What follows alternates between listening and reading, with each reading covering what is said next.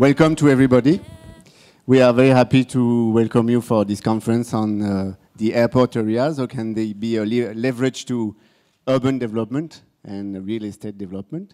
I am very happy to introduce everybody. I just want to say that this conference is organized by Agence Régionale de Développement, ARD, by Établissement Public d'Aménagement Plaine de France, which I'm heading, and by ADP Aéroport de Paris. I'm very happy to introduce the eminent speakers, Mr. Kasim Reed, which is the mayor of, who is the mayor of Atlanta. Atlanta is has the biggest airport in the world, 90 million passengers a year. Am I right? 95. 95, even bigger.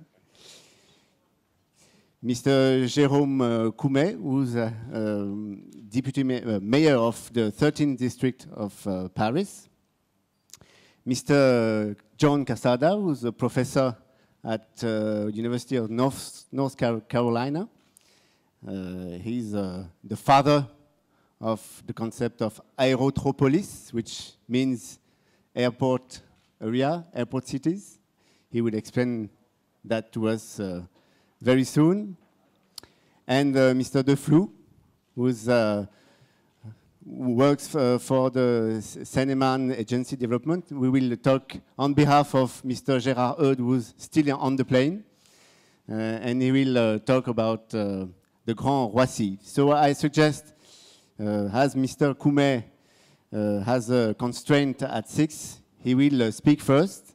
He will speak about business tourism in Paris, how business tourism is necessary for Paris and necessary also for Charles de Gaulle's Roissy.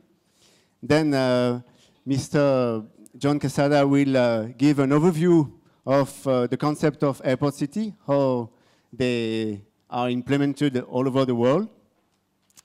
Then Mr. Kasim Reed will talk about Atlanta and the hub of Atlanta, how a mayor like a big city with a big airport can make the most of this amazing asset.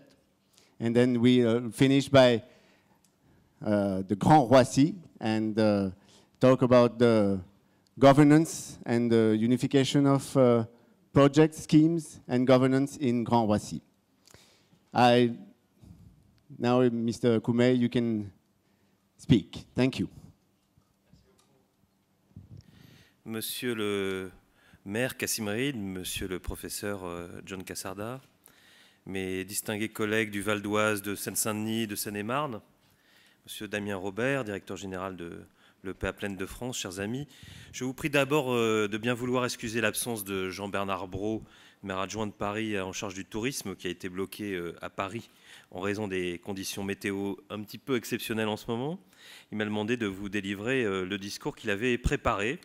Et c'est un grand plaisir de participer aujourd'hui à cette conférence franco-américaine sur un thème tout à fait innovant, les places aéroportuaires comme moteur du développement économique et du développement immobilier. Mayor Reed, Professor John Kasarda, my distinguished colleagues from Seine-et-Marne, Val d'Oise and Seine-Saint-Denis, Mr. President of Paris Region Development Agency, Mr. Damien Robert, General Manager of the Plaine de France Urban Planning Agency, dear friends. I wish first to excuse Jean-Bernard Brault, Deputy Mayor of Paris in charge of tourism. He's stuck in Paris because of very difficult weather conditions. And so he asked me to deliver his speech. It is indeed my great pleasure to be part today of this French-American conference on a quite innovative theme, presented for the first time at a MIPIM conference, the airport areas as economic and real estate engine. Alors, monsieur le professeur Kasarda vous en parlera mieux que moi, mais juste quelques mots pour parler des aéroports dans le monde entier, qui ne sont plus simplement de simples infrastructures de transport, mais des centres économiques autour desquels une véritable nouvelle économie est en train d'émerger. Le maire d'Atlanta va illustrer ce nouveau phénomène avec le cas très intéressant de sa ville, dont l'histoire et le succès sont si intimement liées au transport et plus particulièrement au transport aérien. Et sur ce point, Paris, dont il faut souligner au passage que la devise, je vous rappelle, fluctuat net mergitur, est proche de celle d'Atlanta, qui est résurgence, Paris et le Grand Paris ont d'intéressantes similarités avec Atlanta. Et grâce à sa position au carrefour de routes terrestres et fluviales, au centre d'une riche terre agricole, Paris a été, depuis des temps très reculés, l'une des villes de France les plus importantes, avant de devenir sa capitale, au temps des Capétiens au Xe siècle. Et elle fut donc au centre d'un carrefour commercial dès le Moyen-Âge, avec des foires internationales, et puis après, avec toute une série de vagues commerciales successives. As Professor Kasarda will soon brilliantly demonstrate, the airports around the world are not anymore simple transport infrastructures, but real economic centers around which a new economy is emerging. Mayor Reed will illustrate this new phenomenon with a very interesting case of Atlanta, whose history and success is so intimately linked to transport, and especially air transport. On this respect, Paris, by the way, whose motto, Fluctuat nec mergitur, is close to Atlanta's one, Resurgence, has interesting similarities with Atlanta. Thanks to its privileged position at the crossroads between land and river trade routes in the heart of a very rich agricultural region, Paris has been, since very early times, one of France's main cities and its permanent capital since the Capetians. As soon as the Middle Ages era, Paris was home to international trade fairs and is still today. Alors aujourd'hui, Paris est la capitale mondiale du tourisme et aussi singulièrement du tourisme d'affaires. La France est la première destination touristique au monde avec 82 millions de touristes en 2011. Paris en accueillant pour sa part 29 millions. Le secteur du tourisme représente 7% du PNB et 500 000 emplois en Île-de-France, c'est-à-dire 10% du nombre des salariés, 13% à Paris même. Le tourisme d'affaires avec 1000 congrès et 400 salons internationaux en 2011 a généré plus de 4 milliards de retombées économiques et 45% des nuitées hôtelières à Paris. C'est donc considérable. Et je veux souligner, Monsieur le maire, que les Américains sont nos premiers clients. Cette position de leader de Paris est due à plusieurs facteurs, au sein desquels on peut citer à la fois la richesse de son architecture, de son héritage culturel, ainsi que la qualité de ses infrastructures de télécom et de transport. Et comme c'est bien connu, c'est le volet international qui croît le plus vite dans l'industrie touristique, et plus spécialement les pays émergents, les BRIC. Pour accueillir ces clients, il faut avant tout des aéroports attractifs. Ici, à Paris, nous bénéficions d'un atout considérable, avec 2 aéroports internationaux exploités par Aéroport de Paris, Paris-Charles de Gaulle, le premier hub européen avec 62 millions de passagers, et Paris-Orly avec 27 millions de passagers, totalisant ainsi en 2012 un trafic record de 89 millions de passagers. L'ouverture de nouveaux satellites, le satellite S3 en 2007, puis le satellite AC, le satellite 4 en 2012, a donné à Charles de Gaulle une capacité totale de 80 millions de passagers avec des possibilités ultérieures de développement. Et Paris-Charles de Gaulle dispose également d'une gare TGV combinant ainsi harmonieusement les correspondances longs et moyens courriers. Comme vous pouvez le voir, les aéroports de Paris ne sont pas saturés et c'est une vraie chance pour Paris et la région Paris-Île-de-France. Évidemment, je parle quand il n'y a pas d'averse de neige.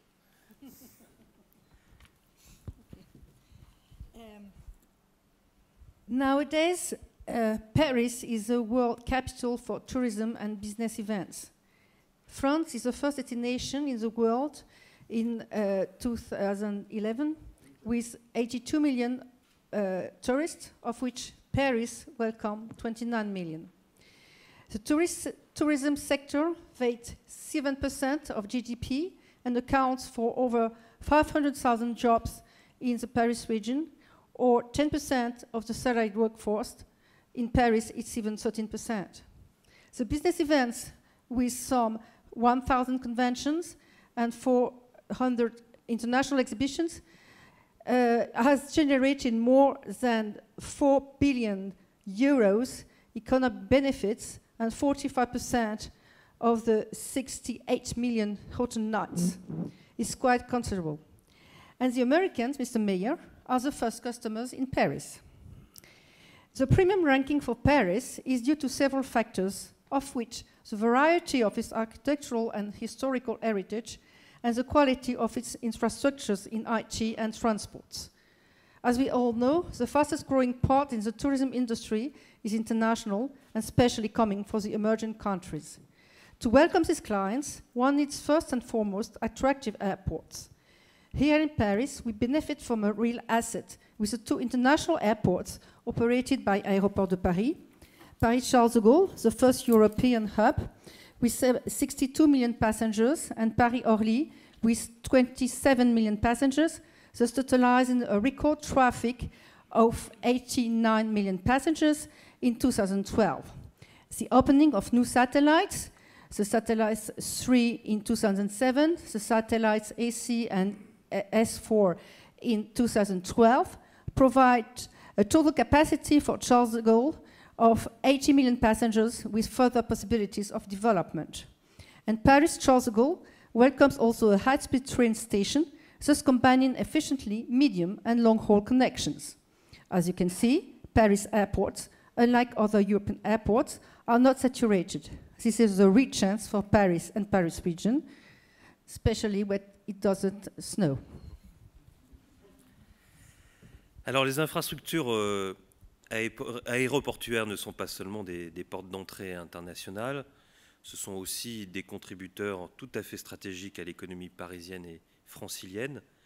Les aéroports de Paris créent 30 milliards d'euros de valeur ajoutée, soit environ 6% de la valeur ajoutée de l'Île-de-France et 2% de celle de la France. Ils sont aussi fortement créateurs d'emplois. 340 300 emplois sont générés par l'activité aéroportuaire. Ces chiffres montrent que les aéroports parisiens sont devenus de véritables moteurs économiques, suscitant l'implantation d'activités liées indirectement au transport aérien. Depuis approximativement une dizaine d'années, un développement économique très dynamique a lieu dans le Grand Roissy. Le Grand Roissy est d'ailleurs reconnu comme le cluster des échanges dans le projet du Grand Paris. Gérard Eude va décrire dans quelques minutes le Grand Roissy et son extraordinaire dynamisme économique. Je voudrais donc juste mettre l'accent sur quelques projets en cours dans le secteur de l'industrie touristique et j'en terminerai par là. Pour commencer, le très connu parc des expositions de Villepinte, qui est à 5 minutes de Paris-Charles de Gaulle et à 25 minutes de Paris. C'est le plus grand centre d'exposition en France, avec 242 000 m². Il accueille les salons les plus connus en Europe et dans le monde entier, comme Maisons et Objets notamment. Et chaque année, il reçoit 1,5 million de visiteurs. Le parc va s'étendre sur 70 hectares, soit une surface additionnelle de 150 000 m², ce qui en fera l'un des 10 plus grands parcs d'exposition mondiaux.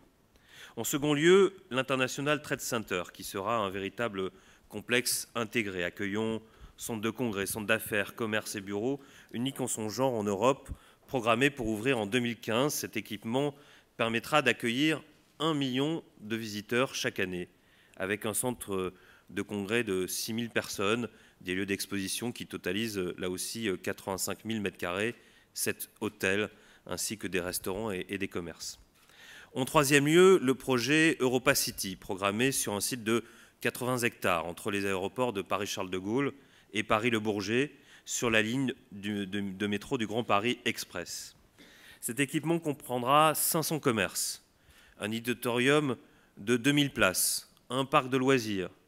Il est prévu qu'Europa City accueille 5 millions de visiteurs par an.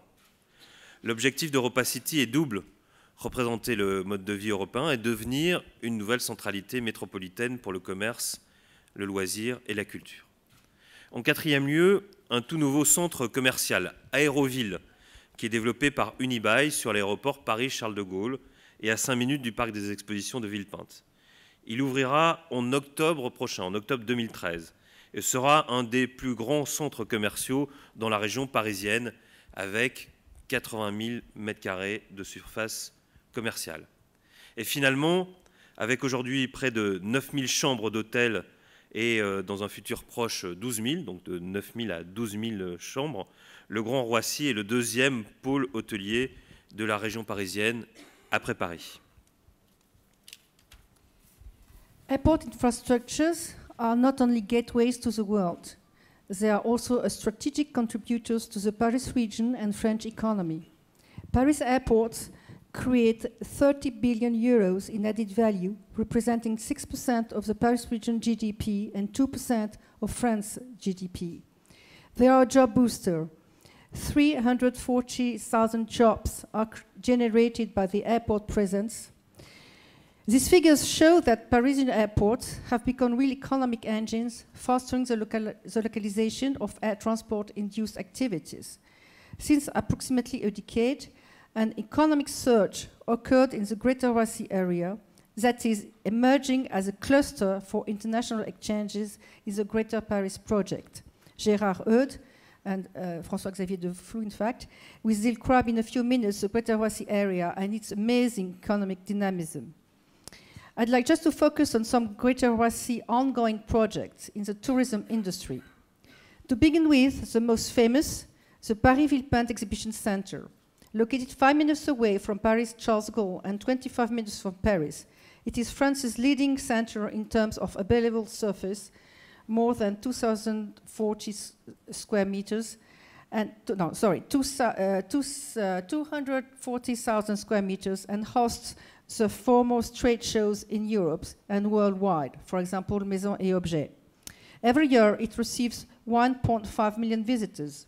The center's expansion project, an extra 70 hectares, representing close to 150,000 square meters in additional exhibition surface, will rank the Paris Nord Villepinte Exhibition Center among the world's top 10 facilities. Second, the International Trade Center will be a genuine 30-hectare integrated business and convention complex, the only one of its kind in Europe. Planned to open in 2015, this facility will ultimately host over 1 million visitors every year, with a convention center of 6,000 participants, a showroom facility, 3 exhibition halls, totalizing 85,000 square meters, 7 hotels, restaurants, offices, and retail space. Third, Europa City project is planned to be built on the 80-hectare site between Paris Charles de Gaulle and the Paris Le Bourget airports on the Greater Paris Express train link. It will include 5,000 shops, a 2,000 seats auditorium, leisure parks, to attract 5 million tourists per year. The aim of the Europa City project is to have a double identity, to represent the European way of life and to become a new metropolitan place for shopping, leisure, and culture. Fourth, a new retail center, Aéroville, developed by Unibail and located on Charles de Gaulle Airport, 5 minutes away from Paris Villepinte International Exhibition Center. Due to open on October this year, Aéroville will be one of the largest shopping malls in the Paris region, with 80,000 square meters in retail space. And finally, with presently 9,000 hotel rooms, and in the near future 12,000 hotel rooms, the Greater Roissy area is the second largest hotel resort in the Paris region, second to Paris. Permettez-moi juste de conclure en une phrase pour dire que la ville de Paris résonne maintenant de manière globale à l'intérieur du Grand Paris, avec tous ces projets ambitieux, centrés largement sur la filière du tourisme d'affaires. Et tout ça n'est pas en concurrence, évidemment, avec les projets que Paris porte elle-même, la ville de Paris intramuros. Et ils sont évidemment tout à fait complémentaires avec le dynamisme du Grand Roissy. Je vous remercie. To conclude, Paris' ambitious projects are definitely centered on the tourism, business tourism, exhibition, and sector. And from my point of view as Deputy Mayor of Paris, these ambitious projects we spoke of in the terms of the Greater Roissy area, are not in competition, but complementary to Paris' offer. And Paris' attractiveness is reinforced by the dynamism of the Greater Roissy Airport area. Thank you. Thank you, Mr. Kumer. Mr. Kasarda, thank you.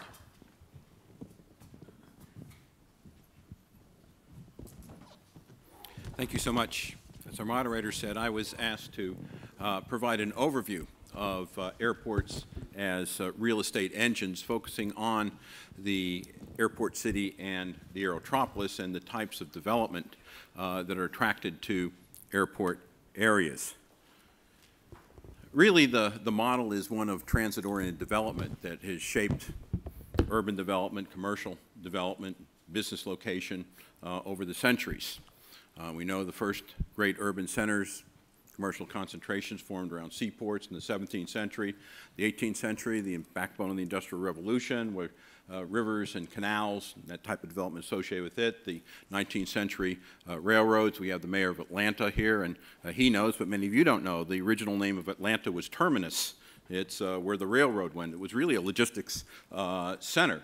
The 20th century was an automobile century, the shift to highways, the move people and products, trucks as well, tremendous deconcentration of development, 30, 40, 50 kilometers out from the city center.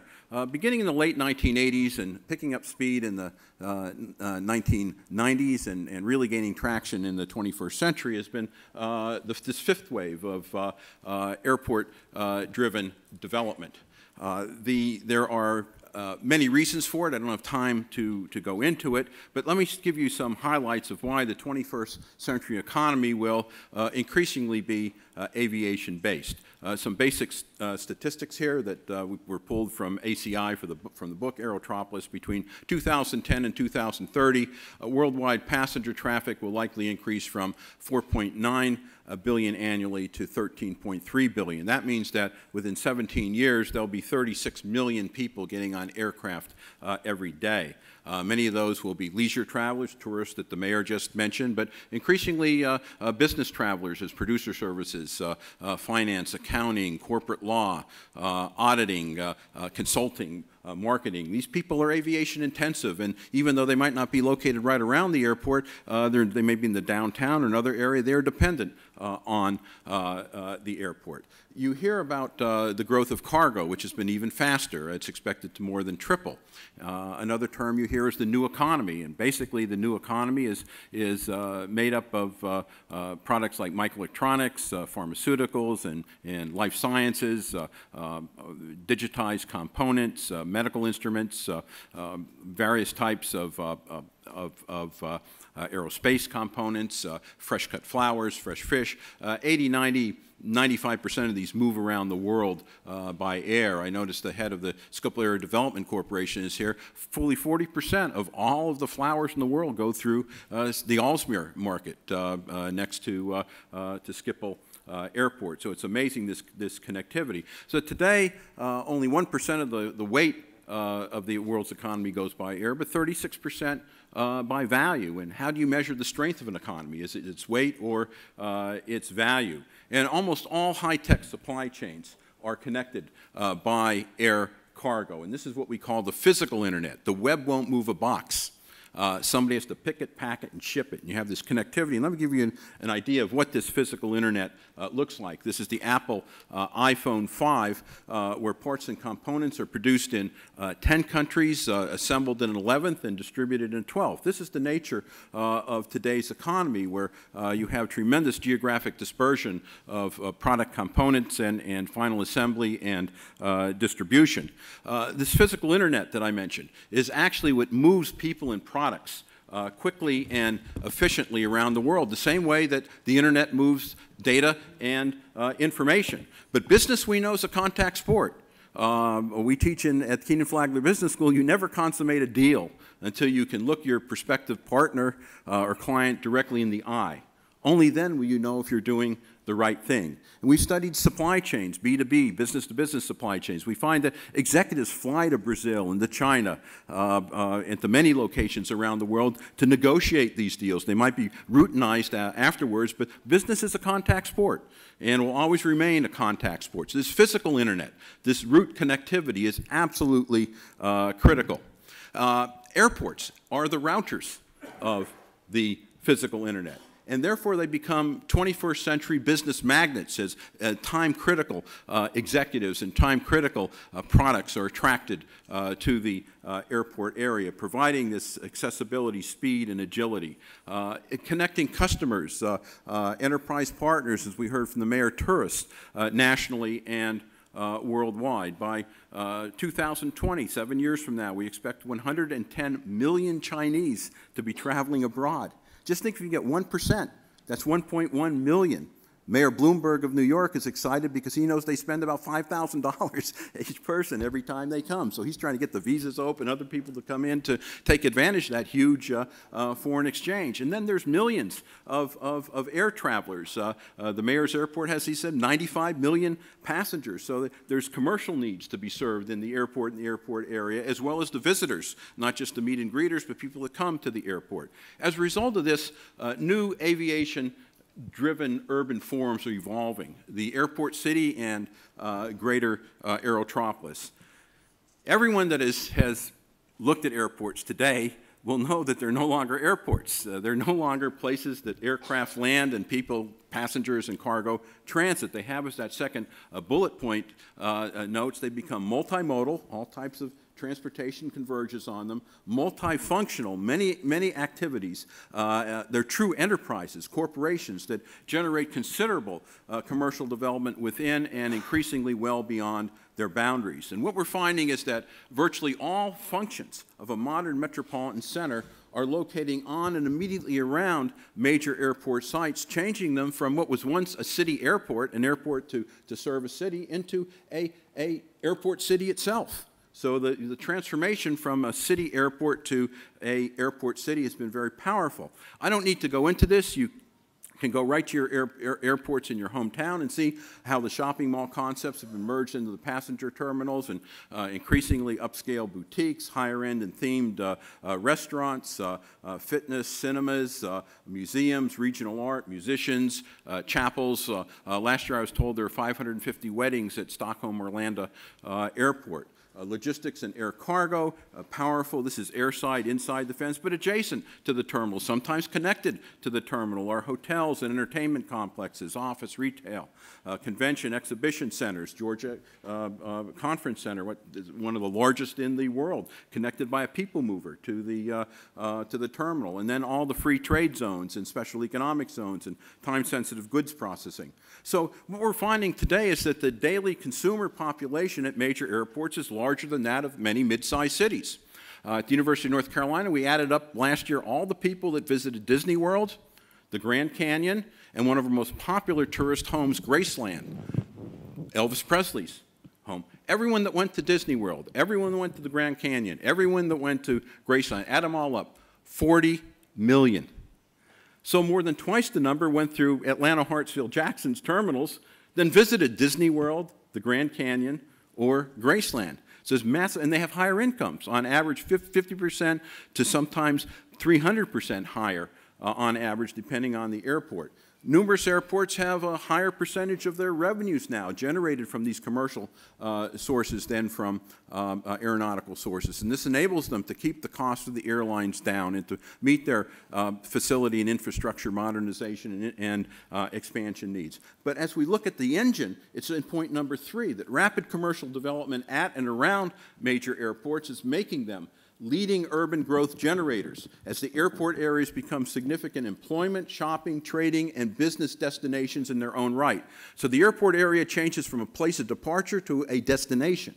It's a functional change. We've studied, there's an article that just came out in Urban Studies with Steve Appold and me. We looked at concentric rings around the 25 busiest U.S. airports, 1 mile out, 2 miles out, 3, 4, 5. We found that within the 5-mile radius, that growth in employment and residences was 2 to 4 times faster than the suburban ring in which the airports were located. So they've really become these business and residential magnets as people who take the jobs don't want long commutes. They want to be near their employment. And we're also finding that airport areas develop their own image, attracting even non-aviation linked businesses. The IKEAs are increasingly locating near airports, big box retail, factory outlets.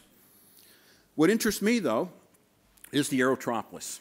And that is the airport city's decor, but out, and you have these expressways, highways, rail lines that move out from the airport, and along them we're seeing spines and clusters and nodes of aviation-linked businesses and residential complexes that are forming along these transportation corridors, visibly for the largest airports up to 20 kilometers out, 15 miles out, and our studies have shown significant economic impact up to 60 kilometers out. I don't need to read them. They're right here, everything from the business and technology parks and logistics centers and the information communication technology complexes, the bioscience medical, even higher education campuses. We have a weekend MBA program at Keenan Flagler Business School. We don't offer it at Chapel Hill. We offer it at Dulles Airport in Northern Virginia because people can fly in, have their courses on the weekend, be back home for Sunday dinner. So even education facilities are moving near these major gateways. Of course, hotel, convention, tourism, entertainment centers,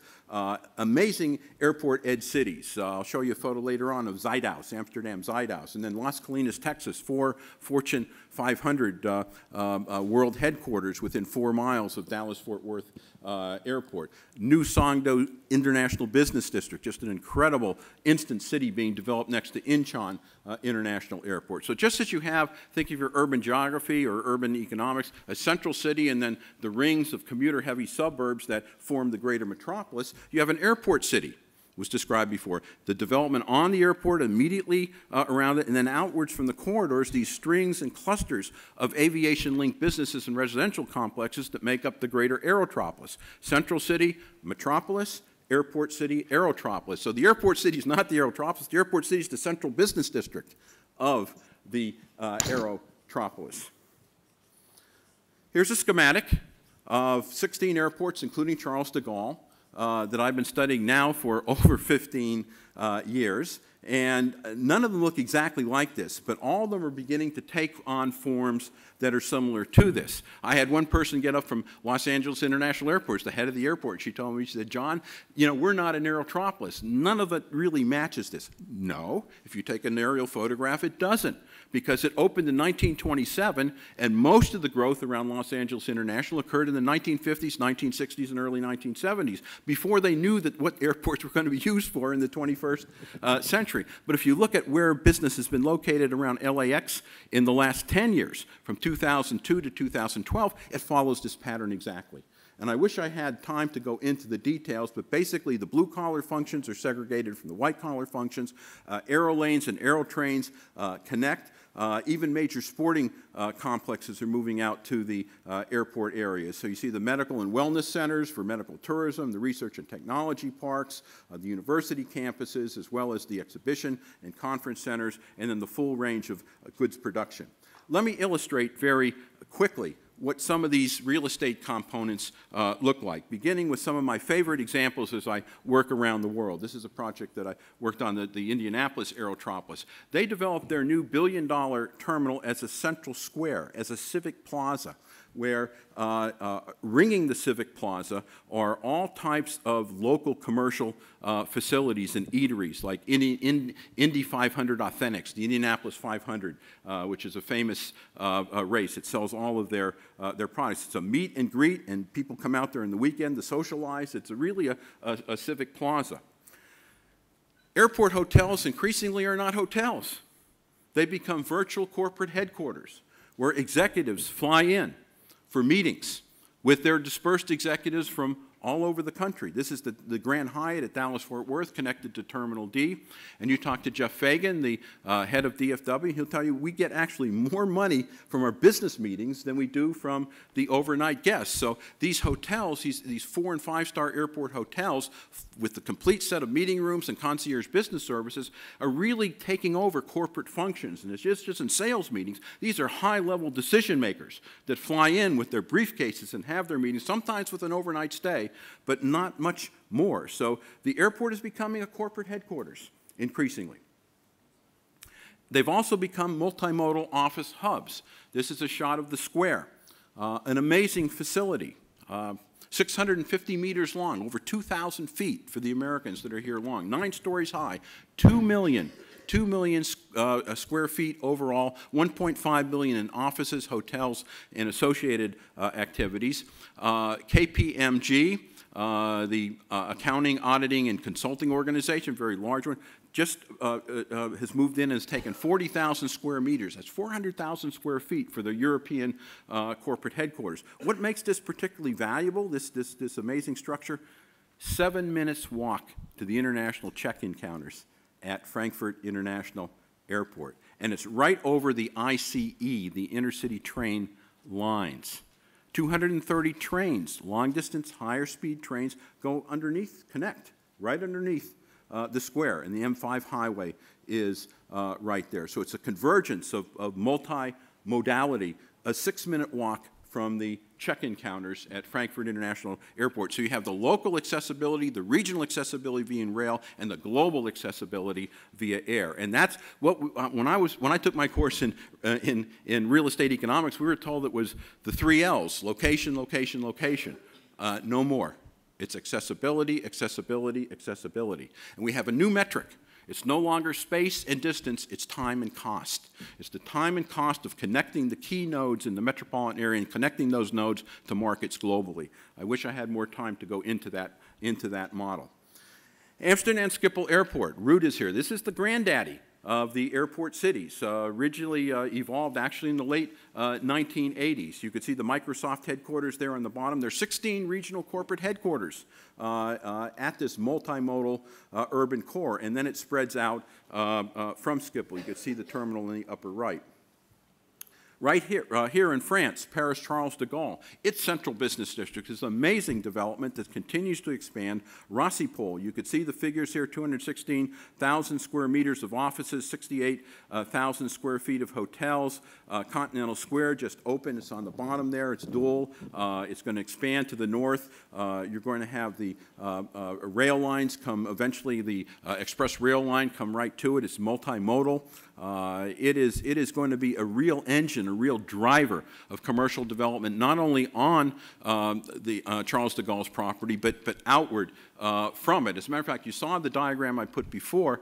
Take a walk over to the Paris Grand Region exhibition space and look at that layout.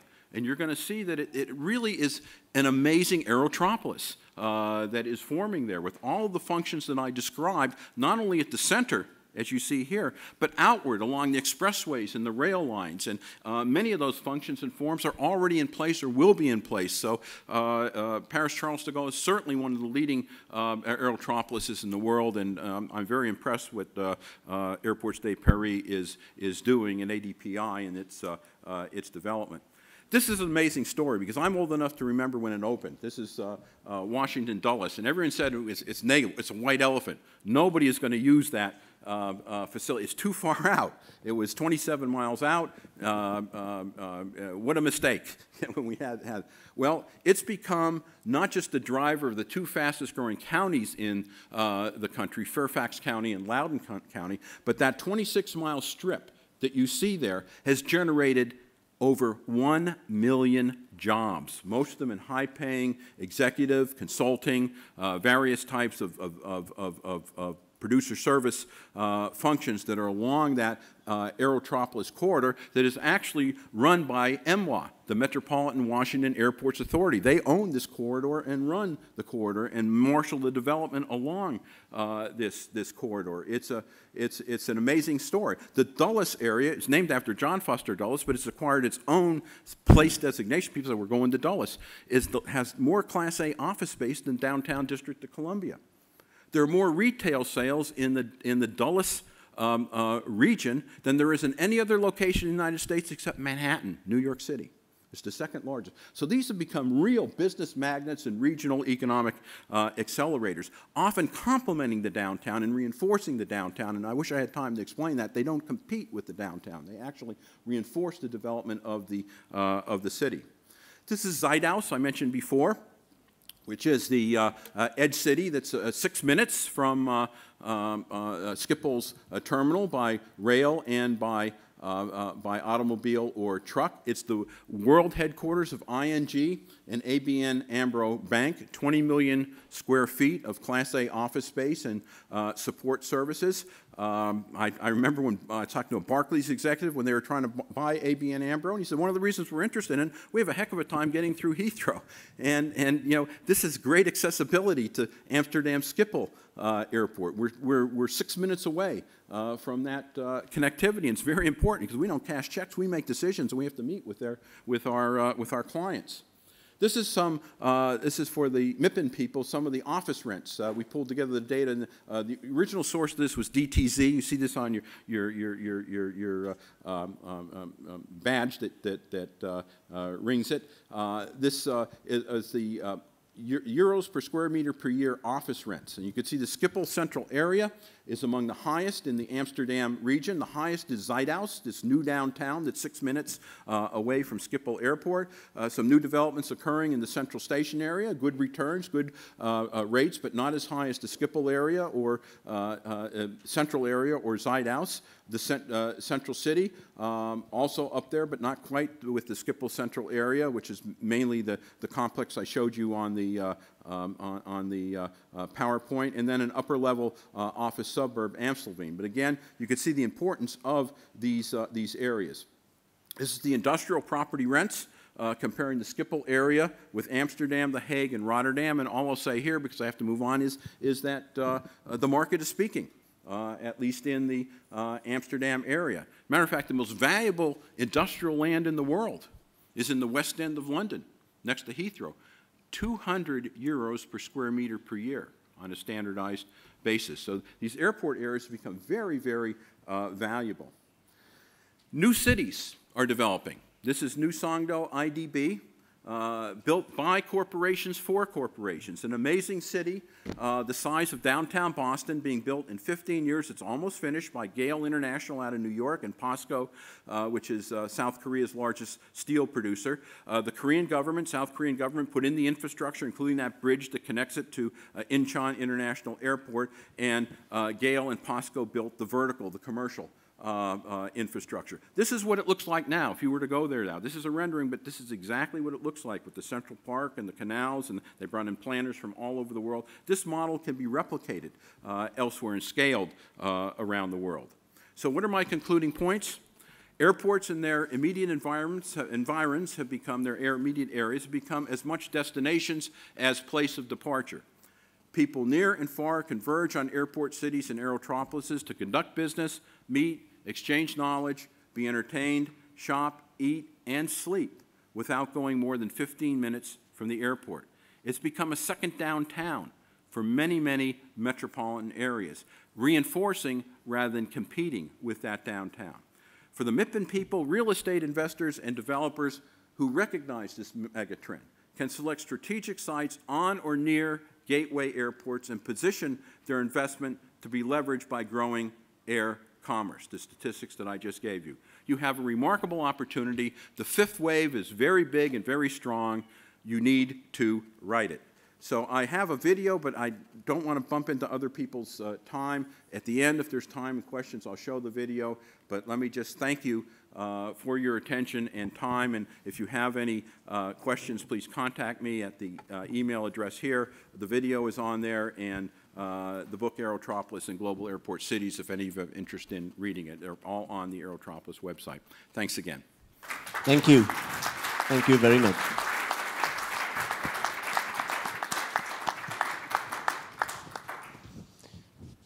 Mr. Reed, is the Atlanta airport city? Will you respond? Yeah, it's your turn.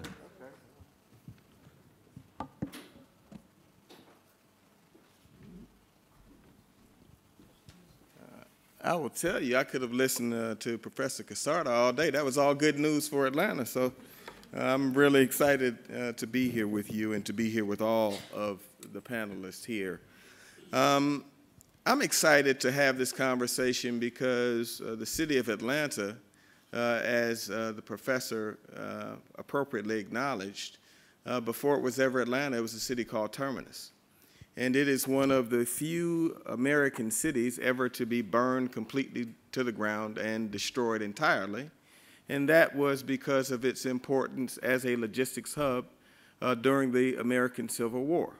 So General Sherman, in service of President Lincoln, burned the city to the ground. So the symbol of our city is the phoenix. And that really does go to the core of why I believe that for 15 years in a row, Atlanta has had the most successful passenger airport on the planet Earth every single year. Just 2 months ago, it was announced that once again we had the busiest passenger airport, hosting 95 million passengers last year. To give you some order of magnitude, Beijing's airport, which has been experiencing about 6% growth, hosted 14 million less passengers than Hartsfield-Jackson, and we had about 3.5% growth most recently. And we expect for our trajectory to continue and for us to continue to be the dominant airport in the world into the next decade. And it really goes back to two very simple decisions. I think it's so appropriate that we're talking right now because we're getting ready to go into another great era around airports as other parts of the world that are advancing decide to move about from places like China and India and Russia and all of the rest. There was a mayor, a man named William Hartsfield, who gambled. He took a racetrack that really was just this terrible patch of dirt. And then there was a guy named C. Woolman, who was the founder of Delta Airlines, and he had a crop dusting airline, and he was in Monroe, Louisiana. Well, these two gentlemen who had great ambitions, one for his company and the other for his city, they met, and Mayor Hartsfield made the decision that in addition to converting the racetrack into an airport, that he was going to give the president of Delta a long-term lease, more than 20 years, for almost $1. So as politics go, the mayor got beat. People said it was a terrible decision. Delta Airlines relocated to Atlanta, and really the rest is kind of history. Delta Airlines has been fundamental to the history of the city of Atlanta. And with its growth, Atlanta has grown. Now there's some good news there because that mayor that got beat got his job back because people didn't like the guy that replaced him, so he didn't completely lose. And Hartsfield-Jackson Airport is named in his honor today. What has it meant for the people of Atlanta?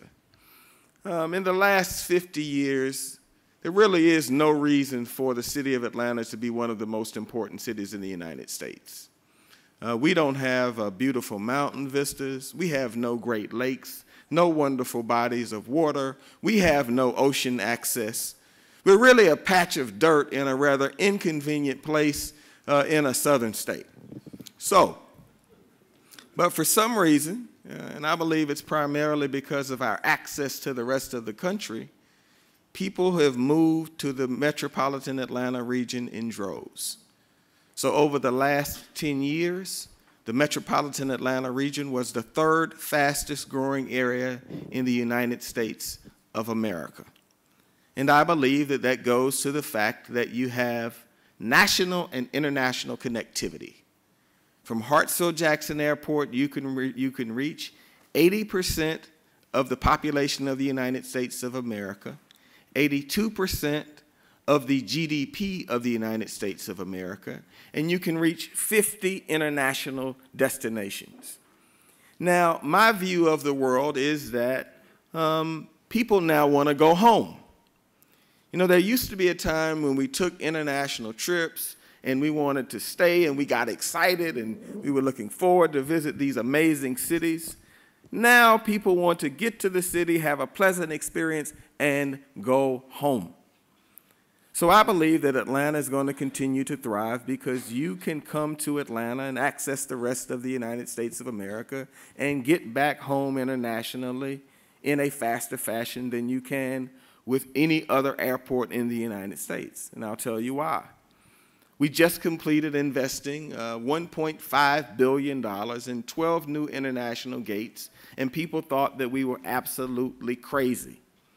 We opened those international gates last year. Every single one of them is filled, and the new international terminal had a monthly payroll during its construction of between $50 to $70 million, pumping jobs into our construction economy during the worst economy that the United States had had in 80 years.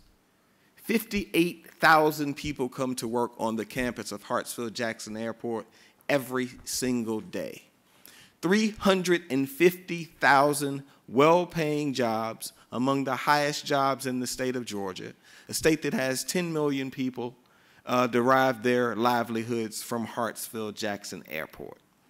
Now, what most folks don't know is our airport is wholly owned by the city of Atlanta. So that means that the boss of the airport is me. And I hire a gentleman whose name is Lewis Miller, and that individual performs at the pleasure of the mayor of Atlanta. And I think that that has contributed a great deal to the success of the airport, because in Atlanta and in Georgia, it is undeniable what the airport has done for us. You might say, what do you mean? Fortune magazine just came out with their new list of Fortune 500 American companies. The city of Atlanta, which was an afterthought 50 years ago, has the third largest concentration of Fortune 500 companies in its metro region. If you talk to the CEOs of all of those businesses, they will share with you that a core ingredient to their success has been Hartsfield-Jackson Airport. I would also commend that you look at the nature of those businesses. UPS, an Atlanta business, also happens to be a global company. Delta Airlines, obviously an Atlanta business, but a global company, a partner of Air France, a partner of KLM. If you look at Coca-Cola, in 198 countries around the globe, but Muhtar Kent, the chairman of Coca-Cola, sits in Atlanta and reaches the world from Atlanta. If you look at Turner Broadcasting, which was really built by a cowboy-like character named Ted Turner, CNN is in almost every important hotel room across the globe. Its home is Atlanta. So what's the link? The link is that we have had entrepreneurs in the city of Atlanta that could build their ideas and build their businesses and then move to other parts of the world in a fashion that is comfortable and predictable. Now, how does it affect our folks? The professor made an important comment about Mayor Bloomberg. Mayor Michael Bloomberg is a very good friend of mine. He gave me some advice that I could not achieve. He said it's much better to be a mayor once you become a billionaire first. It's a lot more fun that way. So I wasn't able to do that.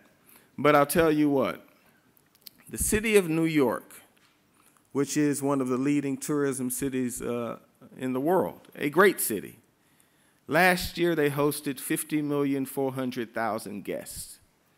Last year, the city of Atlanta hosted 39 million guests. We expect to host 40 million guests this year. Now, I know you all are sitting there thinking, now, how in the world can that be? It is my intention to close that tourism gap between the city of Atlanta and New York. The other point I would say is this. Population is following airport growth and development. In the United States of America, the North and Midwest, what we refer to as the Rust Belt, are losing population to the western part of our country and to the southern part of our country. So I wake up every single day with the intention of making sure that Atlanta is the most important city in the South, the dominant economy in the South. Because if I am at the center of action in the fastest growing part of the United States, and if I have a view of the world that is open, I believe that folks like you and who attend conferences like this will want to do business with Atlanta because you can access the rest of the country in an affordable, efficient fashion. And that's why I decided to partner with Charles de Gaulle Airport. We have a memorandum of understanding between our airports, because I think that they're doing an exceptional job developing the Aerotropolis concept. And I think that we have good advice for them with regard to increasing overall productivity of the airport. I also think, as the mayor of an American city, that it is extremely helpful to have a European view of a great world-class city, which I believe that Paris is. So I think that as the mayor of the city, I benefit greatly from getting a European view, because I intend to make the city of Atlanta one of the leading cities in the world. We're taking concrete steps every day to make the city of Atlanta the logistics center for the Western Hemisphere. So we're growing air cargo at more than 10% year over year, every year I have been mayor, with the exception of the last 6 months when our air cargo took a hit. We're now back up 5%. I personally recruit air cargo companies because I think that it's ridiculous to be #1 in passenger service and not in the top 10 in terms of air cargo. So it is my intention to move into the air cargo space, not because it's so profitable for our airport, but because I like the array of jobs that is generated related to air cargo. You have blue-collar jobs, you have mid-level jobs, you have coder jobs, you have jobs for a wide variety of your population, and that dovetails nicely with our convention and tourism business. Our convention and tourism business accounts for $10 billion a year in the city of Atlanta and our region. It employs more than 239,000 individuals. Now, we've actually been learning from the professor, which is why when the Ford Motor Company auto plant closed, I bought it. So I made the decision to buy the land that the Ford Motor Company used to sit on, and today, the new headquarters for Porsche North America is going to replace that. So what used to be one Ford Drive is now one Porsche Drive. And Porsche North America is building a $100 million headquarters that's going to house 400 employees. But the cool part for me is that they're going to have a Porsche test track on the campus there that I hope they'll allow me to take my old beat-up car out on a bit. But it's my hope that if you're in the United States and you want to custom design your own Porsche, you'll be able to fly into Hartsfield-Jackson, where all of the related vehicles will be a Porsche car of some kind. You'll see an iconic brand associated with the most successful passenger airport on Earth. And since we have made the deal with Porsche, we've attracted 2 hotels to the site, Professor, and we're in negotiations with 3 new companies to come to that campus. So the presentation that you heard around an Aerotropolis is absolutely real. It's just something that we did not focus on in the city because our downtown is so close to Hartsfield-Jackson Airport. The way our city is laid out, you can be in the heart of downtown Atlanta in somewhere between 13 and 17 minutes, depending on traffic. So the thought of the Aerotropolis took longer to take hold in the city of Atlanta. In summation, what I would share with you is that this is a space that you should bet on for your folks. If you want to make sure that your position in the economy is preserved and expanded, you're going to have to be in the airport and the infrastructure business. And the good thing about it is, once you make this investment, because of the tough economic times that governments are facing, they cannot be replicated. So when you look at the city of Atlanta and Hartsfield-Jackson Airport, because of the financial constraints that we have in the United States of America, no other mayor in America can raise his hand and say, I'm going to build an airport that competes with the city of Atlanta. And almost every time we win an important event in the city, whether it's the Super Bowl or all-star events or conventions, the #1 reason that we are selected, including the 1996 Olympic Games, is because of our transportation infrastructure.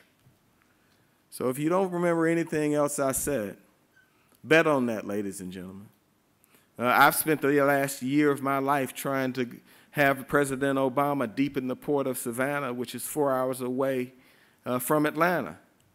And that's because I understand that great cities have great seaports. And if I don't have one that's right next to Atlanta, I'm going to get the closest one I can. So I've been advocating to get that seaport deepened. I learned that lesson from visiting the great cities of Europe and other parts of the world. And I'd also want you to know this.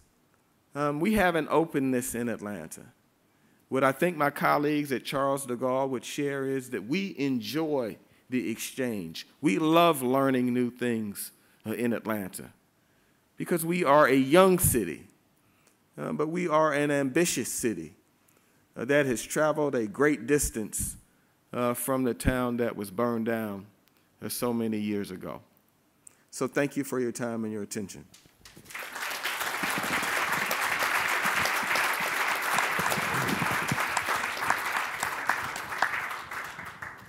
Thank you very much. We'll take the advice of, the good thing about infrastructure for Paris and Charles de Gaulle. I now introduce Mr. Gérard, who just landed, fortunately. He's the Vice President of Seine-et-Marne district in charge of economic development. He will describe the Paris Charles de Gaulle territory and the way we are doing, I hope, exceptional job, as you said. Thank you. Thank you. I will try to describe, and thank you for the delay. My English is not so fluent as the previous speaker, so I would like to apologize for that. Good evening, ladies and gentlemen. Thank you for coming on a special thank to all Upstart Paris guests who have come from abroad. I am extremely pleased to deliver a speech on behalf of the partners of Upstart Paris Alliance in order to present the Greater Roissy area, which is the area surrounding the Paris Charles de Gaulle International Airport. First of all, let me give you an overview of the Greater Roissy area as an economic engine, an economic driver of the Paris region. The Greater Roissy Airport area has become a strong economic engine for the Paris region and France. It is the major transport cluster of the Paris region. Did you know that 250,000 jobs are generated in the whole Paris region by the presence of the Paris Charles de Gaulle International Airport and the companies working for it? Some of them are directly generated by the airport, but some of them are generated by activities that are not directly connected to the airport. And the surrounding areas are also directly involved. This is an economic driver that is still able to create growth and prosperity. The airport is an economic engine and a driver, of course, for the Paris region's economy, but also for the local economy. And also, we think, for the European economy, thanks for that to the SkyTeam hub. This area also boasts major regional facilities of international stature in business, trade shows, and tourism. Currently, we think that the Greater Roissy Airport area has a good balance between traffic growth on one side and noise exposure and environment on the other side, between regional and local benefits, between final destination for business and tourism and a place for transit, that's the hub function, between providing enough slots to the leading airline alliance, SkyTeam, and other airlines, between passenger and cargo traffic, between territorial identity and diversity of business and housing environments, between historical and more recent land uses, and last, between traditional and modern landscape and heritage.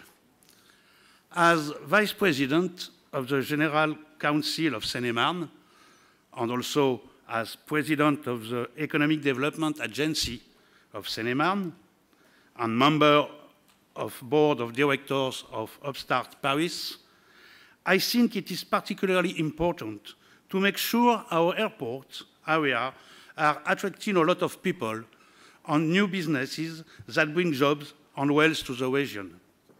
Upstart Paris was created on the basis of this idea to promote the Greater Roissy area. The alliance that now gathers 23 private and public partners is a brand and a strongly bounded collectivity and community that effectively give value to the airport area on an international level. But let me now highlight the main assets of the Greater Roissy area. What Greater Roissy area is about is larger than the airport city itself.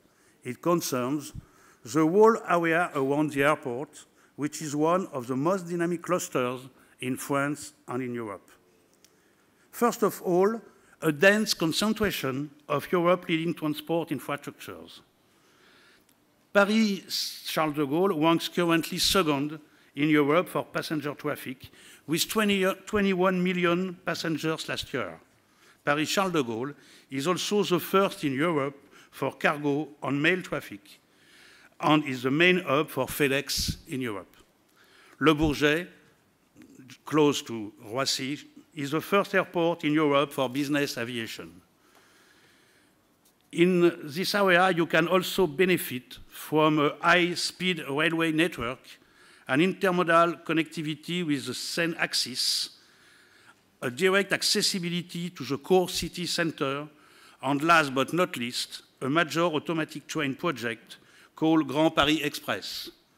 Now called the New Grand Paris Express, it's a major step in the development of the Paris region. At the heart of the Paris region, it's an ambitious plan for 160 kilometers, that means 100 miles, automatic fast metro network that will link the cities, suburbs, and connect the Paris region with the Paris-Orly and Paris-Charles de Gaulle airport, as well as major business districts and peripheral high-speed rail station. Next, the Greater Roissy Airport area has some important territorial axes. As Professor Kasarda probably said, and as you will see, there is a lot of projects at once on the airport city. Just around the airport, but also on the airport corridor, that is between the airport corridor, it's the territory between the airport and the Paris center, and also in the backside of the airport. At first, there is the airport city at the heart of the airport area, and in order to reinforce the center functions of this airport area, ambitious shopping facilities and offices are currently under construction within the airport city. For example, Roissy-Pôle is the largest airport city development in Europe, with a lot of planned developments for offices and hotels in the heart of the airport city. Aéroville, at the entrance of the airport city, will be one of the biggest shopping malls in the Paris region and will host 200 shops and 8 new cinemas. Next, the airport corridor is an important linkage between Paris-Bourget Business Airport and Paris-Charles de Gaulle Airport. The northeast corridor can be characterized as axis for multifunctional development and landscape. To reinforce and boost the capacity to host international events and international trade functions close to the airport, the new International Trade Center, a 13-hectare integrated business and convention complex, the only one of this kind in Europe. This new International Trade Center will be created, and the already existing Paris Nord Villepinte Exhibition Center will be extended. In order to to increase the capacity to accommodate high added value businesses in different kinds of sectors, there are two ambitious business parks to be developed. The Triangle de Gonesse, the Triangle of Gonesse, a 280 hectares area available for development that is a unique potential in the Paris region. For international trade, business relationships, applied research, services, and technology, with a high level of environmental quality. The Triangle de Gonesse hosts also a completely new large-scale urban resort called Europacity that will be realized in order to reinforce the gateway function to the Paris region, France, and Europe. This is a project designed by the Auchan Group, which represents one of the French leading private investment projects of the decade. Next, other examples of international business park projects, Aerotropolis Paris, a high value added multifunctional international business park developed on 150 hectares with a goal to create thousands of jobs. Finally, in order to develop multimodal transport connectivity for international cargo and high added value, the local authorities, Aéroports de Paris, and major air freight operators took the decision to pool their resources and efforts that result in CAREX. The concept of CAREX is to use the European high-speed rail network to carry air freight pallets and containers over distances of between 300 and 800 kilometers. As you can see, there are lots of innovative and ambitious projects in this Greater Roissy area, with strong appeal at the European and global levels, and it is important to note the multi-sector aspects of this profusion of real estate projects: offices, hotels, leisure, shopping, logistics, business parks, convention center, and so on. But the coordination of all these projects requires improvement in the governance of the Greater Roissy Airport area. It's more difficult than in Atlanta, where the airport is the proprietary of the city. Various formal or informal governance frameworks have been created over the last years, and the Upstart Paris Alliance is an important example of this. The specific goals of Upstart Paris is to improve the international visibility of Greater Roissy and to offer a wide range of free, confidential, and bespoke services to companies seeking to expand, to move, or to set up their business in this area. The different public and private partners of Upstart Paris are working more and more together and are creating a shared vision on the future of the Greater Roissy Airport area. This alliance was founded in 2009 and has organized around 30 actions coordinated by the Paris Regional Economic Development Agency. An international airport is one of the main engines for the development of a territory, with the condition that this development is governed, balanced, and tough on an urban scale. Among our actions, I would like to take advantage of the presence of Mayor Eude to emphasize the Memorandum of Understanding signed in July 2011 between the Greater Roissy and the Greater Atlanta. This MOU aims to develop the two airport areas and focuses on cross-interest of promotion actions in favor of business and the exchange of best practices concerning both environmental and social aspects. The two airport areas represent today two successful hubs, fueled by the successful partnership of Delta Airlines with Air France KLM, and also the partnership of the city of Atlanta and the Hartsfield-Jackson International Airport with the Upstart Paris Alliance. To conclude, during the MIPIM, make sure you look at all of the settlement opportunities on the numerous development projects in Greater Roissy. Many upstart Paris partners are exhibitors. Aéroport de Paris, the Paris Région Économique Development Agency, the Plaine de France Local Planning and Development Authority, the Expansion Economic Committee of Val d'Oise, and Seine-et-Marne Development Agency. Meet us at the Paris Region Pavilion at Marina Hall, and thank you for your attention.